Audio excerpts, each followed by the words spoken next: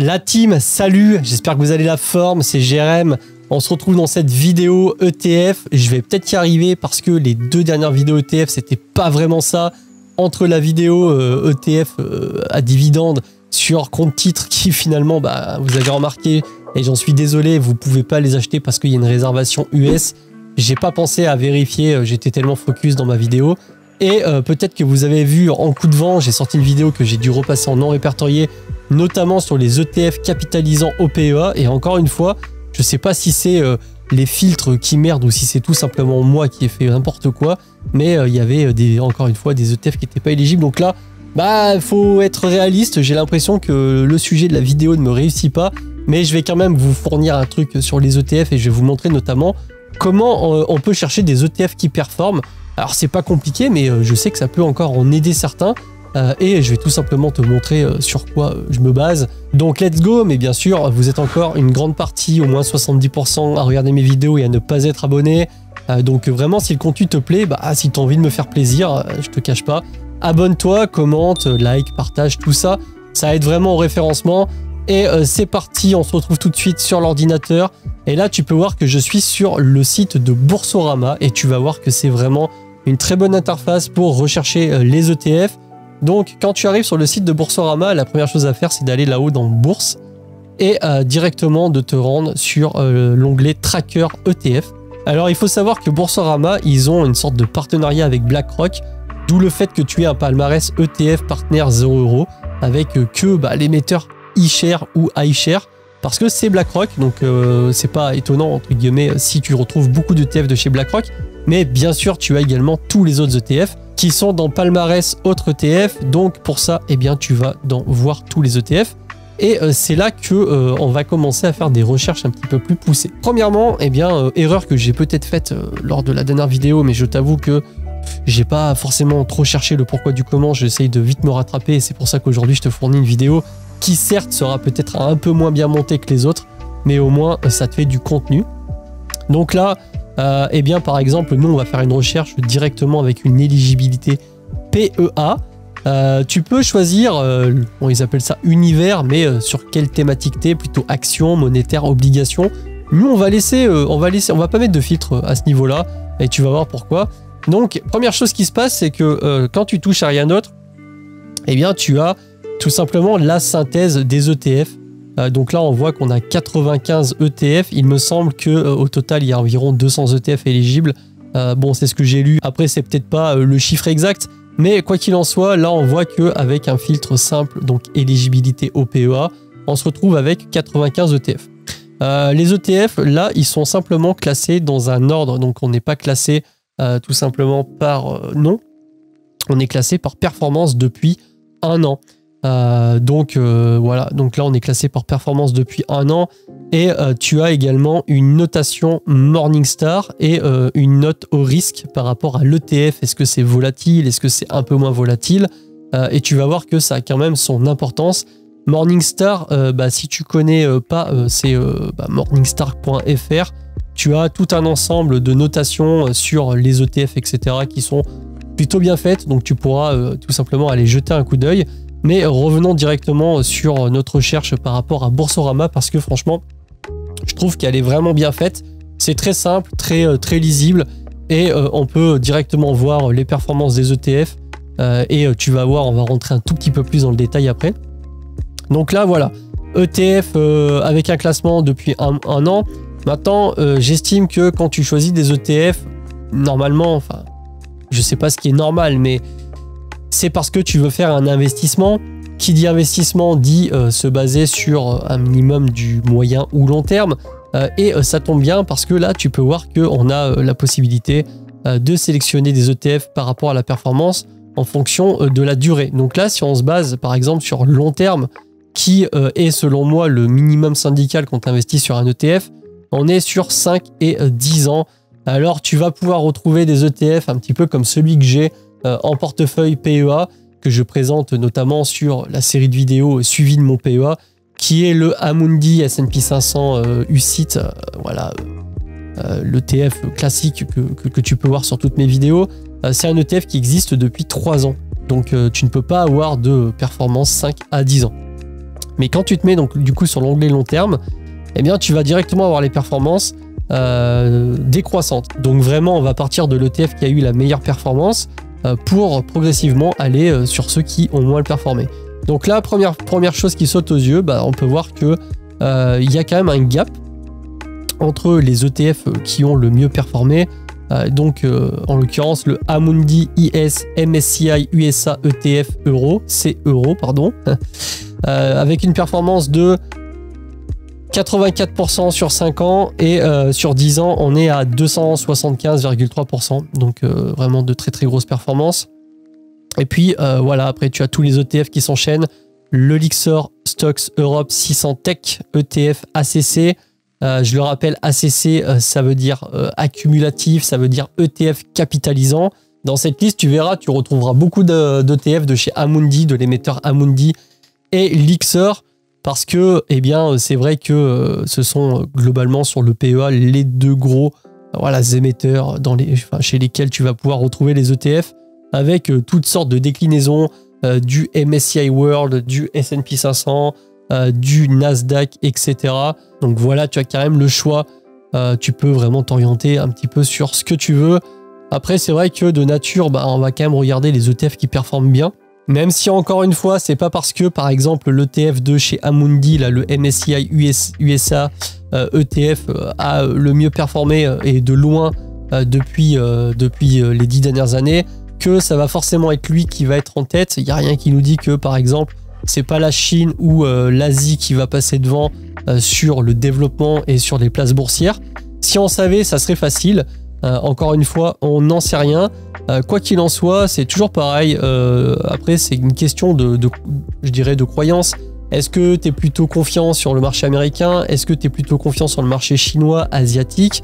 Moi, je vais pas te mentir, et c'est pour ça que j'ai choisi, en tout cas, des ETF du S&P 500.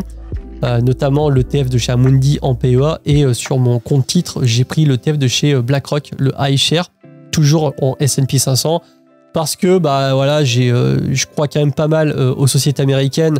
Toutes les très grosses sociétés qu'on connaît aujourd'hui, Apple, Amazon, Coca-Cola, Disney, Nike, etc., c'est quand même vraiment c'est des sociétés américaines. Donc pour l'instant, moi j'ai quand même foi en ce marché. Je me dis, même si on n'arrête pas de nous dire que l'économie se contracte, que c'est de plus en plus compliqué, et ça l'est, ça n'empêche pas que les sociétés performent de plus en plus. Regarde Nvidia, ce qui s'est passé il n'y a pas très longtemps. J'avais fait d'ailleurs une vidéo sur le sujet. Apple qui est sur 3000 milliards de capitalisation. Moi le premier à m'être dit, quand ça a passé les 1000 milliards, je me suis dit mais ça peut jamais aller plus haut. Et là maintenant je suis sûr qu'à un moment donné, d'ici je sais pas 20-30 ans peut-être, il y aura une société qui dépassera les 10 000 milliards de dollars de capitalisation. Donc c'est compliqué de savoir. Quoi qu'il en soit, c'est vrai que quand tu investis dans un ETF Exchange Trading Fund, si tu regardes cette vidéo et si tu découvres les ETF pour la première fois, ce sont des paniers d'actions, donc il y a quand même une bonne sécurité. Quand ici tu investis sur le Amundi IS MSCI USA, il y a un truc par exemple qui est pas mal, c'est tout simplement de copier par exemple la dénomination de l'ETF et d'aller directement sur le site de l'émetteur. Donc Amundi ETF, ça va t'en dire un petit peu plus. Là, on peut voir que la valorisation, en tout cas l'unité de l'ETF, on est sur 514 €, donc il s'échange à ce prix-là. La performance depuis le 1er janvier, on est à 12,55, 0,28% de frais de gestion. C'est important les frais de gestion, hein. Quand c'est en dessous de 0,5%, c'est plutôt bien. Quand c'est au-dessus, il faut faire attention. L'encours sous gestion, c'est 604 millions d'euros globalement.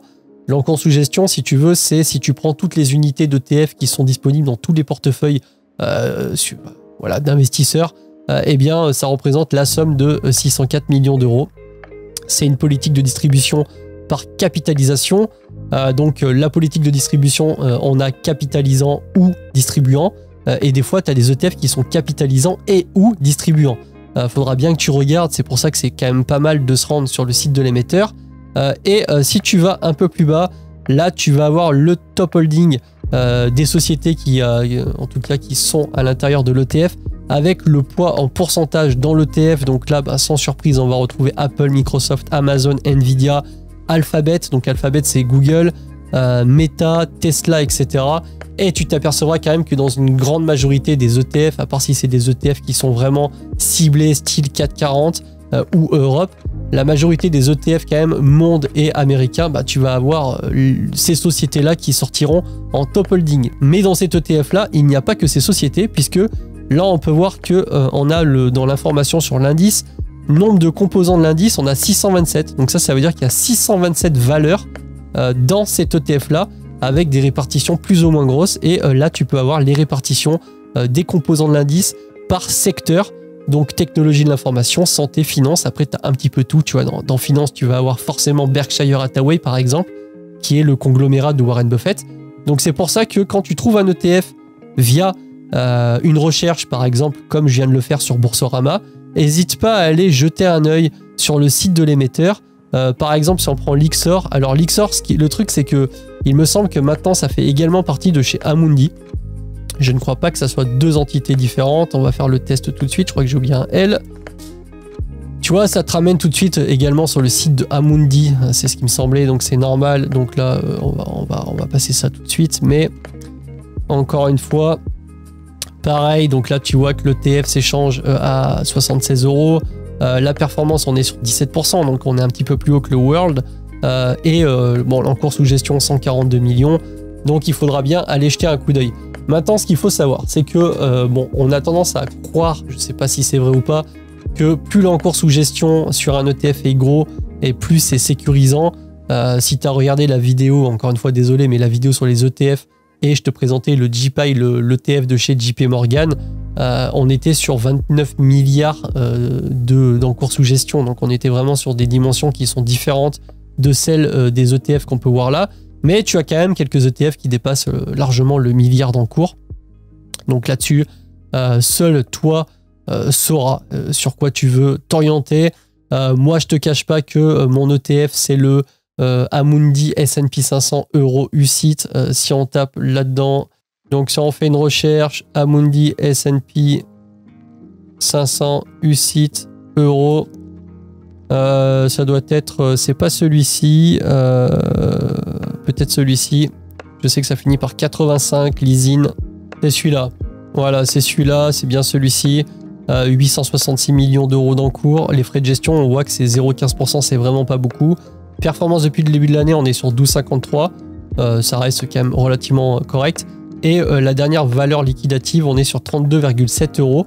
D'ailleurs, à ce propos, j'ai eu une question d'une personne sur Discord qui me demandait est-ce qu'un ETF sur, par exemple, le S&P 500, je ne sais plus exactement la question, mais globalement, il me demandait si deux ETF sur le même secteur et le même indice, mais avec une valeur liquidative différente, par exemple, un qui était sur 400 € l'unité et l'autre, par exemple, comme celui-ci, à 32 € l'unité, est-ce qu'il y avait un avantage ou un inconvénient? Alors, c'est exactement la même chose. La plupart du temps, un ETF qui va répliquer un indice. Si tu vas dans le document qui est fourni généralement avec l'ETF qui est sous forme de PDF, tu as toutes les informations et tu vas avoir l'écart type maximum, par exemple, plus ou moins 2% par rapport à l'indice. Donc ça, on est d'accord. Mais par contre, il y a une chose sur laquelle ça va jouer, c'est que par exemple, si tu as un DCA de 200 € par mois, eh bien, sur un ETF à 400 €, tu pourras acheter que tous les 2 mois parce que tu ne peux pas acheter la moitié d'un ETF. Alors qu'ici, tu pourras acheter plusieurs unités. Là, on pourra acheter 6 unités d'ETF par mois avec 200 €. Donc, voilà, c'est juste ce petit point-là. Et si on revient donc sur le comparatif de Boursorama, la recherche d'ETF de Boursorama, tu peux également, par exemple, faire une recherche par année. Donc là, généralement, tu auras les 4 dernières années avec la performance en fonction des années. Donc, tu t'apercevras d'un truc assez flagrant sur les ETF et en même temps, c'est normal parce que le marché, c'est un peu pareil. C'est rare qu'il y ait du rouge. Généralement, sur les lignes, il y a beaucoup plus de vert. Par exemple, ici, on va avoir 3 années en vert et 1 année en rouge. Globalement, bon, les marchés, ils sont haussiers dans le temps, on le sait. Et c'est vrai que les ETF suivent les marchés, donc c'est tout à fait normal. Par contre, on va revenir sur un point. Et notamment par exemple sur ce qui s'est passé sur Visiomed vendredi. Si tu suis un peu l'actualité, tu sais que je suis placé sur Visiomed. L'action pour diverses, désaccords d'entreprise a fait moins 28% dans la journée. et aujourd'hui elle clôture à quasiment plus 28, mais on n'est pas remonté au niveau d'avant. C'est normal, puisque en bourse, ce qu'il faut bien se rappeler, c'est qu'une baisse de 50% annule une hausse de 100%. Et c'est ça le truc en fait où il faut faire vraiment gaffe. Quand ça fait plus 10, moins 10, bah, généralement tu es toujours perdant. Donc attention là-dessus. Donc globalement, tu as compris comment on peut faire sa petite recherche d'ETF, comment tu peux tout simplement aller chercher les produits financiers, les ETF qui t'intéressent. C'est vrai que j'avais fait, en tout cas je t'avais préparé une vidéo, je sais qu'il y en a quand même pas mal qui ont eu le temps de la voir, sur les ETF capitalisants éligibles au PEA. Je suis vraiment désolé encore une fois et franchement je peux m'en prendre qu'à moi-même, mais en même temps ça m'a tellement frustré et merci à ceux qui ont marqué dans les commentaires l'anomalie. J'avais, malgré l'erreur de la vidéo d'avant sur les ETF distribuants, j'ai encore fait l'erreur de ne pas aller chercher. J'ai fait ma petite recherche sur Vite fait sans Fortunéo. J'ai vu qu'ils étaient dispo, mais j'ai pas essayé de l'acheter. Et c'est vrai qu'il y en avait 2 qui n'étaient pas éligibles au PEA. Donc c'est pour ça que j'ai décidé de plutôt m'orienter sur une thématique recherche ETF, classement par performance, pour que tu puisses aller faire tout seul ta petite recherche sans que je te présente nécessairement des ETF tout préparés, voilà, où je te balance ça comme ça avec une présentation. L'essentiel aussi, c'est que tu saches de ton côté faire tes recherches et aller chercher les ETF. Je sais que il y en a quand même beaucoup qui arrivent parce qu'on a Google, on a tous Internet. Et pourtant, j'ai des fois des questions qui peuvent paraître, c'est pas des questions bêtes pour autant, mais tu as facilement la réponse en tapant sur Google. Et je sais que c'est pas forcément un réflexe sur tout le monde que d'aller se renseigner et d'aller vraiment profondément dans la recherche. Bon, j'espère que cette fois je me suis un peu rattrapé, que malgré tout il y a un peu moins de montage, mais que tu as eu ta vidéo de la semaine par rapport à cette recherche d'ETF où tu vas pouvoir tout simplement aller sélectionner tes produits financiers comme un grand. T'as pas forcément toujours besoin de demander à droite à gauche, mais renseigne-toi un minimum. C'est vrai que la formation, j'en parle tout le temps, c'est important. Plus t'en sais, plus tu vas loin. Et malheureusement, ça s'est encore confirmé, je pense, avec les montagnes russes que nous ont offert Visiomed et notamment Be Well Connect avec leur tweet, où il y a beaucoup de gens qui ont dû vendre l'action Visiomed à moins 20, moins 25%. Il n'y a rien qui nous dit que la fin de la semaine soit pas catastrophique, mais là, il y a quand même eu un rebond assez sévère. Et c'est un petit peu malheureusement les leçons de la bourse, et croyez-moi, les leçons peuvent coûter cher. Donc vraiment attention, j'espère que si tu étais placé sur Visiomed, que tu as tenu bon et que tu n'as pas vendu. Si c'est le cas, n'hésite pas à venir en parler sur le Discord, il y a une partie communautaire où on échange pas mal. Et puis voilà, si tu as aimé, encore une fois, pouce bleu, abonne-toi et je te dis à la prochaine. Je te laisse avec cette petite vidéo, si tu l'as pas vue, c'est un guide complet sur la bourse. C'est intéressant, ça te donne 2-3 bases. N'hésite pas à aller le voir. Sur ce, je te dis à la prochaine et puis je te souhaite une bonne fin de soirée. Salut la team.